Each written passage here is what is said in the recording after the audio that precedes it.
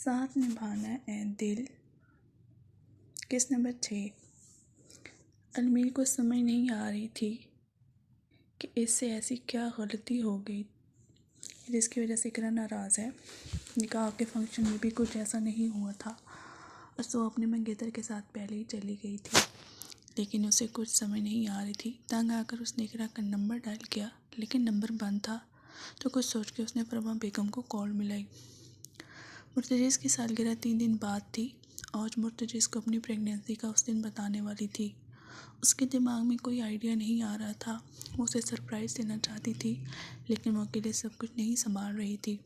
आज को उसके लिए इकरा की मदद की ज़रूरत थी, तो वो इकरा के कमरे में पहुंची। क्या तुम फ्री हो? इकरा जो बेड पर लेटी थी आज को देख के उठ बैठी। यहाँ आ जाओ, मेरे साथ बैठो। तो आज बेड पे इकरा के साथ बैठी। क्या हुआ, कोई परेशानी है? इकरा का लटका हुआ चेहरा देख के उसे रहा नहीं गया। वो अपना काम भूल के उसे पूछने लग गई। नहीं यार, कोई नहीं, वैसे ही पेपर्स की टेंशन है, बस इसलिए परेशान हूँ।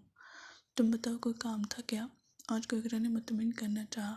सुनो, आज बेडशीट को हाथ में पकड़ते हुए बोली। हाँ बोलो। वो आज से बोला ही नहीं जा रहा था। वो इकरा से नज़रें नहीं मिला पा रही थी। क्या बात है, तुम शर्मा क्यों रही हो? इकरा हैरत से बोली। वो परसों मुर्तज़िज़ की सालगिरह है। उस दिन मैंने उसे बताना है कि मैं प्रेग्नेंट हूँ, लेकिन मुझे समझ नहीं आ रहा मैं उसे कैसे बताऊँ। वो बिना सांस लिए जल्दी से बोली और इकरा के दिल चाह वो हंसे। मेरे पास एक आइडिया है। तुम घर में उसे सरप्राइज़ नहीं दे सकती? क्यों ना फार्म हाउस पे उसे बताओ, वहाँ कोई डिस्टर्ब करने वाला भी नहीं होगा। दूसरा, तुम उससे खुल के बात भी कर सकती हो। और को इकरा का आइडिया पसंद आया, लेकिन एक मसला है। वहाँ क्या हम दोनों अकेले होंगे? और ने झिझकते हुए पूछा। हाँ बहन, बिल्कुल अकेले, लेकिन मुझे शर्म आएगी वहाँ ये सब बताते हुए। और नज़रें झुका के बोली। करते हुए शर्म नहीं आई, बताते हुए शर्म आ रही है। इकरा के मुंह फट अंदाज पे वो शर्म से पानी पानी हो गई। मैं जा रही हूँ, और ये कहते ही आज नीचे उतरी।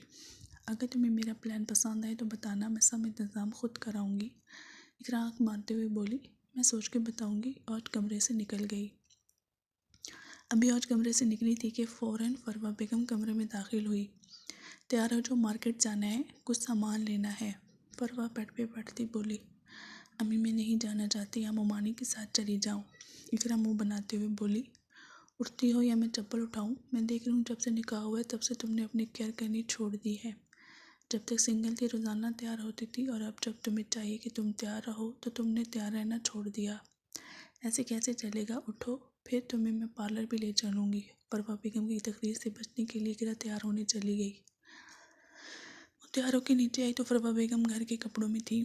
अम्मी, आप अभी तक तैयार क्यों नहीं हुई? मुझे तैयार करके क्या आपने अपना प्लान बदल लिया? इकरा ने हैरानगी से पूछा। नहीं, ऐसी कोई बात नहीं, तुम मेरे साथ बाहर चलो, मैंने कुछ बात करनी है। इकरा का हाथ पकड़कर फ़ौरन फरवा बेगम बाहर की तरफ बढ़ी। देखो बेटा, तुम्हारे और मेरे के दरमियान जो भी मसला है उसे दोनों बैठ के हल करो। यूँ मुँह सुझा के रहने से कुछ नहीं होगा। और उसने मुझे कॉल किया, तुमसे मिलने की इजाज़त मांगी है। अब सीधे मुँह से जाओ और वापसी पे हंसती हुई आना। वो दोनों बात करते हुए अलमीर की गाड़ी के सामने पहुंच चुके थे। फरमा बेगम को देख के अलमीर गाड़ी से बाहर निकला और झुक के उन्हें सलाम किया। आंटी, अब मैं डिनर पे ले जाऊँ? पिताबी से पूछा गया था। हाँ बेटा, ले जाओ, इससे ले जाओ। तो अलमीर ने फ्रंट डोर इकरा के लिए ओपन किया तो वो खामोशी से जाके बैठ गई। और अलमीर ने आकर अपनी सीट संभाली और गाड़ी बाहर की तरफ मोड़ी। घर से थोड़ा दूर अलमीर ने कार रोकी। क्या तुम मुझसे नाराज़ हो? अलमीर ने इकरा के हाथ को अपने हाथों में लेते हुए पूछा। नहीं तो, इकरा ज़बरदस्ती मुस्कुरा के बोली। अगर नाराज़ नहीं हो तो मुझसे बात क्यों नहीं कर रही थी?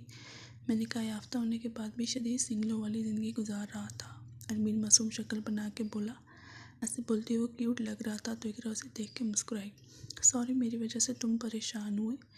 एक्चुअली मैं पेपर्स की वजह से टेंशन में हूँ, जिसकी वजह से किसी से बात करने का दिल नहीं चाहता, इसलिए तुमसे दूर रही। प्लीज़ मुझे माफ़ कर दो। वो आहिस्ता से वजाहत देते हुए बोली।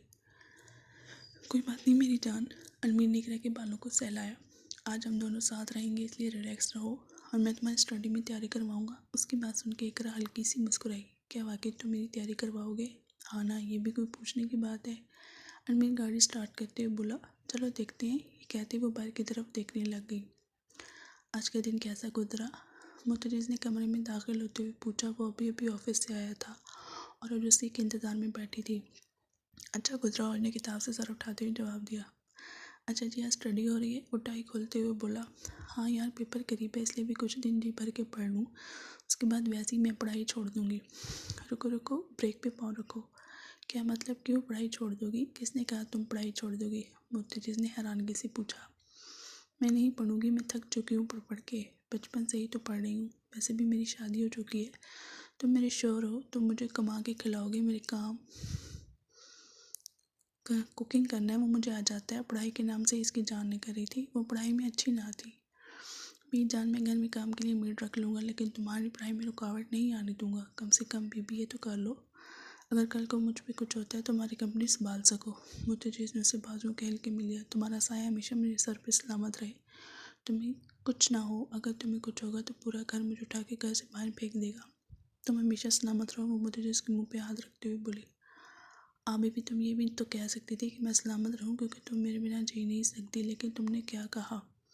कितनी खूबसूरत हो, मुर्तज़ा साहब के गाल चूमते हुए बोला। सच कह रही हूँ, सबने सिर्फ तुम्हारी वजह से मुझे कबूल किया है।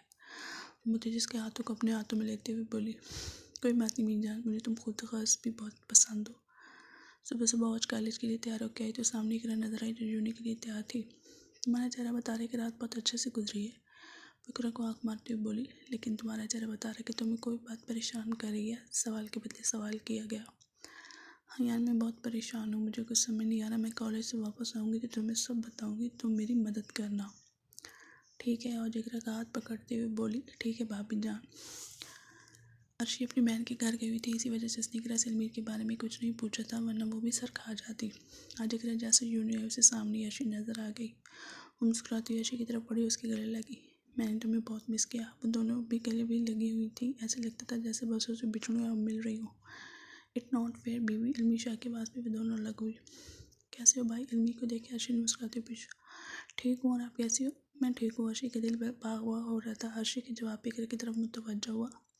जिस तरह से तुम्हें मुझसे मिलना चाहिए वैसे तुम अपने दोस्तों से मिलती हो, और जैसे तुम्हें दोस्तों से मिलना चाहिए वैसे तुम मुझसे मिलती हो। वो नाराज़ होते हुए बोला। इतने दिन बाद आई, मैं इसे मिस कर रही थी इसलिए ऐसे मिली। इकरा ने सफाई दी। ठीक है, मैं अभी कुछ दिन तुमसे नहीं मिलूँगा, फिर मुझसे भी अर्शी की तरह मिलना, दांतों की नुमाइश करते हुए बोला। चलो ठीक है, फिर मिलेंगे, बाय बाय का हाथ से इशारा करते हुए अलमीर एडमिन की तरफ बढ़ा। अलमीर को दूर जाते देख के अर्शी का हाथ पकड़ के इकरा कैफ़े की तरफ बढ़ी। पता है इकरा, मैं समझती थी कि वो अलमीर को पसंद करती है, जैसे वो अलमीर को सपोर्ट करने हर जगह जाती थी। इसके फ़ैन क्लब के टॉप मेंबर है, लेकिन मैंने तुम्हारे निकाह पे देखा था उसकी टोन कैसे बदली थी। वो किसी और लड़के का हाथ पकड़ी थी और उसके साथ पिक्चर बनवा रही थी, और यही नहीं, वो तो तुम दोनों के निकाह पे बहुत खुश थी। अर्शी सर को जाते बोली। उससे बात हजम नहीं हो रही थी। वो मेरा मंगेतर है और मेरी बेस्ट फ्रेंड, इसलिए हम दोनों साथ थे। सुहा के पास दोनों पीछे मुड़े। सुहा के देख के अर्शी के चेहरे का रंग बदला। हम तुम्हारी नहीं किसी और की बात कर रहे थे। अर्शी जल्दी से बोली तो इकरा ने हाँ में सर हिलाया तो सुहा मुस्कुराई। मैं अलमीर के फ़ैन क्लब में टॉप इसलिए हूँ क्योंकि मैं उसकी बहन हूँ और हर जगह मैं उसे सपोर्ट करती हूँ और उसे हमेशा सपोर्ट करूँगी। सुहा ये कहती आगे की तरफ बढ़ गई। अर्शी ने गहरा सांस लिया और इकरा से देखकर जोर से हंसने लगी। आंधा किसी के पीछे इसकी बुराई करोगी? वो हंसते हुए बोली। नहीं मेरी तौबा। अर्शी कानों को हाथ लगाते बोली। इकरा घर पहुंची तो आज को इंतज़ार में पाया। तुम्हें पता है कज़नी, आज तक मेरा ऐसा इंतज़ार कभी किसी बंदे ने नहीं किया जैसा तुम कर रही हो। कुछ कुछ हो रहा है। इकरा दिल को हाथ लगाते हुए बोली। मैं 1 घंटे से तुम्हारा इंतज़ार कर रही थी। और मुंह बना के बोली। कज़नी, मैं तुम्हारा बंदा नहीं, मैं अपने बंदे के सामने ऐसे खूबसूरत मुंह बनाया कर वो हर बात मान जाएगा। क्या सच में हर बात मान जाएगा? सुबह की बात ख़त्म होती और ने जल्दी से पूछा। हाँ ना, अच्छा बताओ फिर क्या सोचा तुमने फार्म हाउस के बारे में? ठीक है, उसे डेकोरेट करवा देना, लेकिन मुझे एक और मदद चाहिए। हाँ मैं जानती हूँ, क्या तुमने पार्लर जाना है? और ने सारे लाया। ठीक है, मैं ले चलूँगी। क्या हुआ, कोई और काम है क्या? आज को एक ही जगह खड़ी देखे इकरा ने पूछा। हाँ, और ने फिर से सारे लाया। पता है वो कहता है कि मुझे पढ़ना चाहिए। कौन कहता है? इकरा ने हैरत से पूछा। मुझे जिस कहता है आगे पढ़ो, तो बहन आगे पढ़ लेना। पता है यूनियन लाइफ बहुत मज़े की होती है, वहाँ न्यू दोस्त बनते हैं, न्यू शुरुआत होती है, ज़िंदगी का सबसे खूबसूरत हिस्सा होता है। इकरा ने और को समझाना चाहा। हाँ तुम कह सकती हो क्योंकि तुम शादीशुदा नहीं थी, तुम्हें लड़का पसंद आया, उससे निकाह भी कर लिया। मैं तो लड़के भी नहीं देख सकती। और उदासी से बोली। वो तो मेरी मैडम को लड़के दोस्त बनाने हैं। वो तो जिसके आवाज़ पर वो पीछे पलटी। इन दोनों को देख के इकरा खामोशी से वहाँ से निकल गई और आज को समझ नहीं आ रही थी वो क्या बोले। अभी मैं बिज़ी हूँ, मुझे वापस ऑफिस जाना है, लेकिन रात को इस मौजू पे बात होगी। मोती जी सुहा का पाल्स और